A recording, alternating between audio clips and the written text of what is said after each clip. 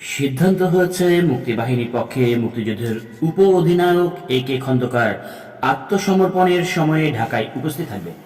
তিনি তখন অফিসে ছিলেন না। তাকে চারদিকে খোঁজ করতে করতে কলকাতা নিউ মার্কেটের কাছে পাওয়া যায়। সেখান থেকেই তাকে দমদম এয়ারপোর্টে চলে যেতে বলা হয়। তিনি তখন সিভিল ড্রেসে ছিলেন, তাই সামরিক পোশাক পরার সময় পাননি। পরিকল্পনা হয়েছে দমদম থেকে বিমানবন্দরে আগরতলা গিয়ে আগরতলা থেকে হেলিকপ্টারে আসা হবে ঢাকায়। ঢাকার বিমানবন্দরে বিমান ল্যান্ড করার অবস্থা ছিল না। ইতিমধ্যেই ভারতীয় বিমান বাহিনীর আক্রমণে তা বিধ্বস্ত হয়েছে। দমদম এয়ারপোর্টে এ খন্দকার দেখেন মিত্রবাহিনীর কমান্ডার জেনারেল আরোরা সস্ত্রীক বিমানে উঠেছেন। আরোরা তার স্ত্রীকে নিয়ে ঢাকায় আসছেন।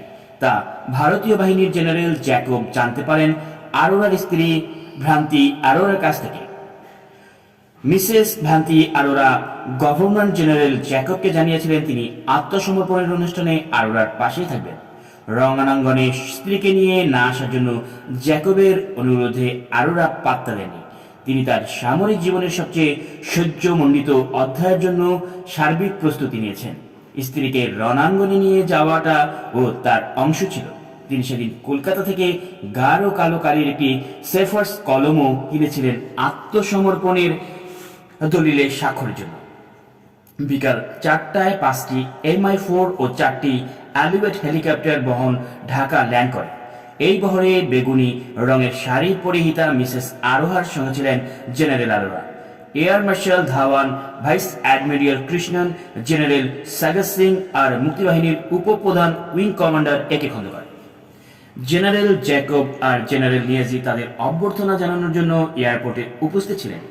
তাদের সঙ্গে ছিলেন মেজর হায়দার আর সাগর সিং। এয়ারপোর্টের নিরাপত্তার দায়িত্ব নিয়েছে মিত্রবাহিনী। তেজকা থেকে সরাসরি জিপের বহর ভারতীয় ও বাংলাদেশি সেনা কর্মকর্তাদের নিয়ে রমনার দিকে রওনা দেওয়া হয়। রাস্তায় জনতার উপচে পড়া ভিড়, কনভয়ের গতি স্লথ। জিপের আরোহীরা লক্ষ্য করেন চারদিকে হাজার হাজার উচ্ছ্বসিত মানুষ রাস্তায় বেরিয়ে এসেছে। সকলের চোখে মুখে অপার আনন্দ। 9 মাসের রক্তক্ষয়ী যুদ্ধের সাক্ষী এই অবরুদ্ধ ঢাকা শহরে আজ মুক্তির আনন্দ। পথে পথে তারা ঘিরে ধরেছেন মুক্তিবাহিনীদের, হাত মেলাচ্ছেন, সহোদরদের মতো বুকে জড়িয়ে ধরছেন। মুহুর্মুহু উল্লাসে ফেটে পড়ছেন সবাই। এক অপার্থিব আনন্দ তাদের চোখে মুখে। মেজর হায়দারের জিপটি ভিড় ঠেলে অনেক সামনে এগিয়ে গেল। বিকাল প্রায় 4:45। মিত্রবাহিনী আর পাকিস্তানি সেনাবাহিনীর শীর্ষ কমান্ডারদের কনভয় রেসকোর্সের পাশের রাস্তায় পৌঁছায়। রমনায় ততক্ষণে জনতার ভিড়। সেই ভিড় ঠেলে সামনে এগোল মিশকুল। নিয়াজির দিকে বর্ষিত হচ্ছিল বিভিন্ন গালি ও তিরস্কার। নিয়াজিকে জনতা ছিনিয়ে নিয়ে যায় কিনা সেই সংজ্ঞা সবার। মিত্রবাহিনীর দিয়ে একটা নিরাপত্তা বেষ্টনী তৈরি করা হলো। ভিড় ঠেলে এগিয়ে এলেন রাইফেল কাঁধে ঝুলানো কালো চামড়ার জ্যাকেটের কলারুচি এক সুপুরুষ মুক্তিযোদ্ধা মেজর এটিএম হায়দার। এই কালো জ্যাকেটটা মেজর হায়দারের খুব প্রিয়। পাকিস্তান সেনাবাহিনীতে থাকার সময় পাকিস্তানের ল্যান্ডিকোটাল মার্কেট থেকে কিনেছিলেন। গত এপ্রিলে কিশোরগঞ্জ ব্রিজ ভাঙার সময় যখন কয়েক ঘন্টার জন্য কিশোরগঞ্জের বাসায় গিয়েছিলেন, তখন তার ছোট বোন আরেক মুক্তিযোদ্ধা ক্যাপ্টেন সিতারা অন্য কয়েকটা কাপড়ের সঙ্গে এই জ্যাকেটটাও দিয়ে দিয়েছিলেন। একপাশে জেনারেল আরোরা, মাঝে নিয়াজিকে রেখে মেজর হায়দার ভিড় ঠেলে নিরাপত্তা বেষ্টনীর ভেতরে ঢুকলেন। এরপর এগিয়ে গেলেন আত্মসমর্পণের টেবিলের দিকে। ঢাকা ক্লাব থেকে একটা টেবিল আর দুটো চেয়ার আনা হয়েছিল। সেখানেই বসলেন 2 কমান্ডার, একজন বিজয়ী আর একজন বিজিত পরাজিত। টেবিলে রাখা হয় আত্মসমর্পণ দলিল। অনেক শখ করে কিনে আনা কলম এগিয়ে দেন জেনারেল আরোরা। স্বাক্ষর করতে গিয়ে জেনারেল নিয়াজি দেখলেন কালি আসছে না। 2-3 বার ঝাঁকিয়ে নিয়ে আবার চেষ্টা করার অবশেষে কালি এলো। এই চরম অসম্মানের দলিল স্বাক্ষর করার সময় নিয়াজির গলা শুকিয়ে যাওয়া স্বাভাবিক ছিল। সঙ্গে সঙ্গে কলমের কালিও হয়তো শুকিয়ে গিয়েছিল। আত্মসমর্পণের দলিলে প্রথম স্বাক্ষর করেন জেনারেল নিয়াজি, তারপর স্বাক্ষর করলেন জেনারেল আরোরা। জেনারেল নিয়াজি দাঁড়িয়ে কাঁধ থেকে অ্যাপলেট খুলে ফেললেন এবং ল্যানিওয়ার্স রিভলভার জেনারেল আরোরার হাতে তুলে দিলেন। জেনারেল নিয়াজির চোখে তখন অশ্রু। ঘড়ির কাঁটায় 4:55 বাজে। এরপরে পরাজিত পাকিস্তানি বাহিনীর বাকি সকল সদস্য অস্ত্র সমর্পণ ও ব্যাচ খোলার আনুষ্ঠানিকতা পালন করলেন। ঢাকা শহরের সমস্ত বাড়িতে গাঢ় সবুজের মধ্যে হলুদ রঙের রাঙানো বাংলাদেশের মানচিত্র অঙ্কিত পতাকা উঠতে শুরু করেছে।